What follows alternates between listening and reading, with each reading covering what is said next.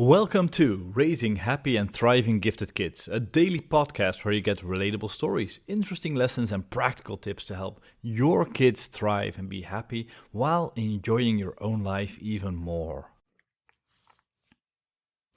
One of the stories I inevitably get into when I talk about gifted children and how to guide them is the story of the cheetah. I was inspired by this. It's a story that Stephanie S Tolen wrote, I think back in 2007. And since then, I've expanded on it. Actually, one of my colleagues wrote a cartoon book about it. It's really cool.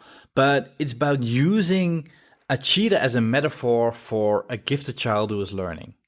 So the cheetah is the fastest animal on earth. It can run the fastest. Its entire body is built to be the fastest. But the question is it a cheetah? If I see a cheetah lying on the floor in a zoo in a 20 by 20 feet cage, is it a cheetah?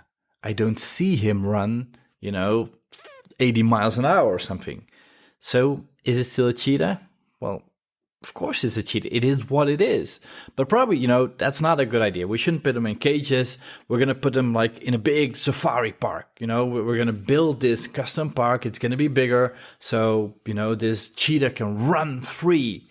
And there we get into the park and we see the cheetah lying there and it's doing nothing. And why it's not doing anything? It's just lying there.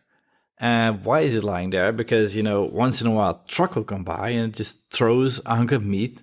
And then, he will slowly, step, get the hunk of meat, step, go back to his tree and eat it. Is it still a cheetah? It didn't go more than 2 miles an hour anyway.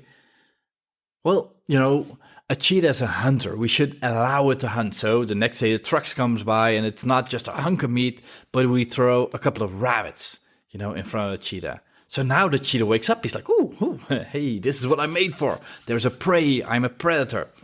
So he gets ready. He starts ready to get ready to run. But, he passes the rabbit and he tries to catch it. But because he's going like 30 miles an hour and the rabbit's going like 3, he misses it. He trips, he hits a tree and he's like, oh. And he kind of like thrusts back 4 miles an hour, picks up the rabbit and, goes lie under his tree and eats a little rabbit. And this way it goes like year after year after year. But then one day in the far distance, this cheetah sees the gazelle.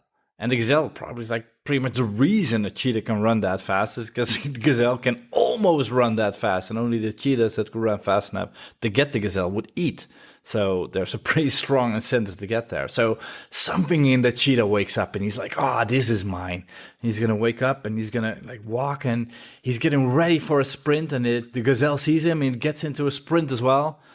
But I don't know what you were expecting, but in no time, the cheetah falls on the floor and he strained a muscle and he hurt a ligament because his body is not capable of running at that speed. After 2 years of catching rabbits, his body is not capable anymore of catching a rabbit or catching a gazelle because he's been catching rabbits all this time. And so he goes back to his tree, picks up the rabbit because, hey, guys gotta eat. And there he is. And this is actually a pretty accurate metaphor for a lot of gifted kids in school.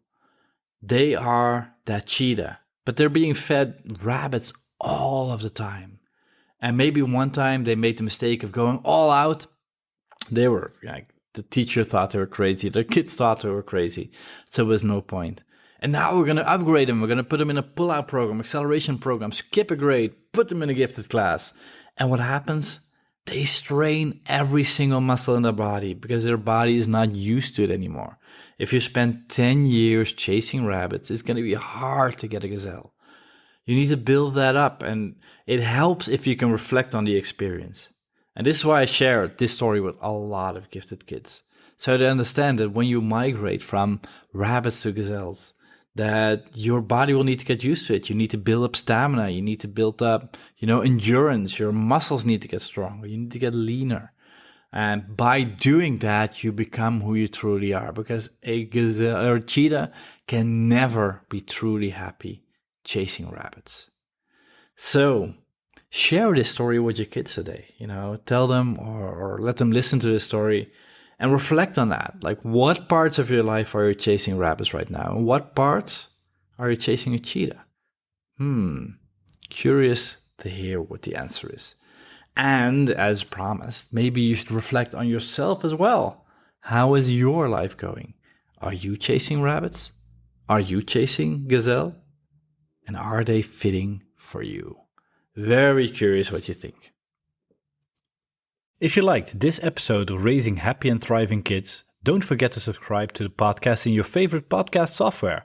And if you want to dive deeply into all the things you can do to help your kids thrive, be happier while making your own life more enjoyable, go to smartparentingsecrets.com, where you can get free additional training. Hope you enjoyed this episode, and as always, bring out the best in yourself and each other.